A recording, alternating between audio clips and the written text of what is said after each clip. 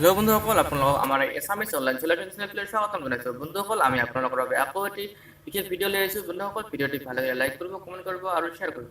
লগতে বন্ধুসকল, আমাৰ এই চেনেলটি ছাবস্ক্ৰাইব কৰি ঘণ্টা আইকনটো বজাবলৈ একেবাৰেই নাপাহৰিব।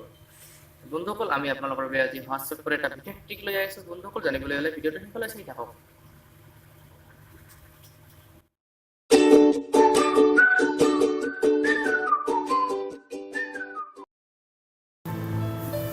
তো বন্ধুসকল, আমাৰ আজিৰ বিশেষ ভিডিঅ'টো হৈছে আপুনি যদি হোৱাটছএপত কৰবাক অচিনাকি নম্বৰত মেছেজ কৰিব খোজে বা নম্বৰটো ছেভ নকৰাকৈ মেছেজ কৰিব খোজে, তেতিয়াহ'লে কেনেকৈ কৰিব?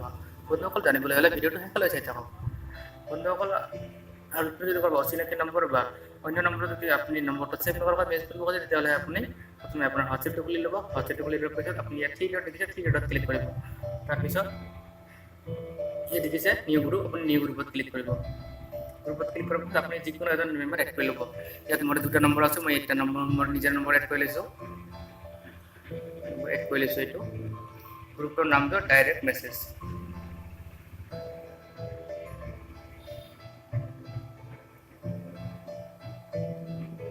ডাইৰেক্ট মেছেজ বন্ধুসকল, এইটো মোৰ নম্বৰ এই দুটা মই এড কৰি আছোঁ। এড কৰাৰ পিছত আপুনি যিকোনো এজন মানুহ এড কৰি ল'ব।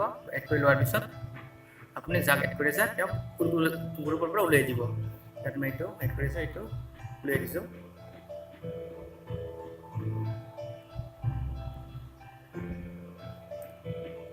বন্ধুসকল, দেখিবলৈ পাইছে বৰ্তমান গ্ৰুপত মই অকলে আছোঁ। বন্ধুসকল, এতিয়া যদি মই হোৱাটছএপত অচিনাকি নম্বৰ মেছেজ কৰিব খোজে, তেতিয়াহ'লে আপুনি নম্বৰটো ছেভ কৰি মেছেজ কৰিব পাৰিব।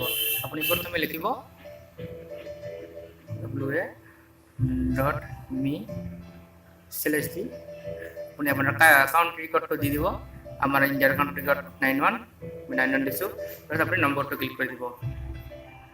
এইটো মোৰ নম্বৰ। পিছত আপুনি নম্বৰটো ক্লিক কৰি দিব আৰু পিছত ইয়াত ক্লিক কৰিব। তাৰপিছত আপুনি দেখিছে ইয়াত ক্লিক কৰিব। এতিয়া ক্লিক কৰাৰ পাছত আপোনাৰ ডাইৰেক্ট আহি যাব এইখন। দেখিছে? তো দেখিছে বন্ধুসকল, এয়া মোৰ ছেভ নকৰাকৈ বেছ কৰিব পাৰিছোঁ। তো বন্ধুসকল, ভিডিঅ'টি চোৱাৰ বাবে ধন্যবাদ। নেক্সট ভিডিঅ' বন্ধুসকল আপোনালোক কম বন্ধুসকল, ভিডিঅ'টি ভাল লাগিলে লাইক কৰিব, কমেণ্ট কৰিব আৰু শ্বেয়াৰ কৰিব। লগতে বন্ধুসকল, আমাৰ এই চেনেলটি ছাবস্ক্ৰাইব কৰি ঘণ্টা আইকনটো বজাবলৈ একেবাৰে নাপাহৰিব। ধন্যবাদ বন্ধুসকল।